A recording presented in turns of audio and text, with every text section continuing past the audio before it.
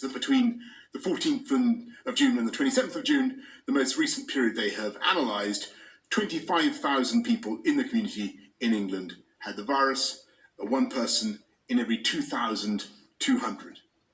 SAGE assessed that the R rate, the average number of people each infected person passes the virus onto, remains between 0.7 and 0.9 across the UK. SAGE also assessed that in England the number of new infections is shrinking by between 2 and 5% every day. And while the number of people dying with coronavirus remains too high, the numbers do continue to fall. Now, of course, this picture is not universal. There are areas such as Leicester where the virus is still more prevalent than we would like.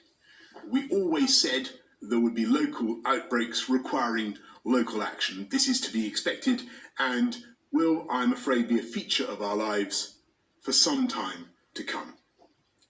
But that should not take away from the great progress we've made together as a country against this vicious disease.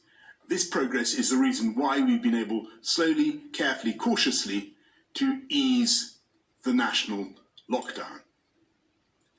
Without doubt, lockdown has saved many hundreds of thousands of lives. But it has also had a devastating impact on our way of life and our economy. And of course, lockdown has not yet been lifted entirely. Indoor gyms, nail bars, swimming pools are still closed, mass gatherings are still prohibited, social distancing is still essential. I want these restrictions to be lifted as soon as possible. Of course I do. We've established task forces to work rapidly and closely with the sectors that remain closed.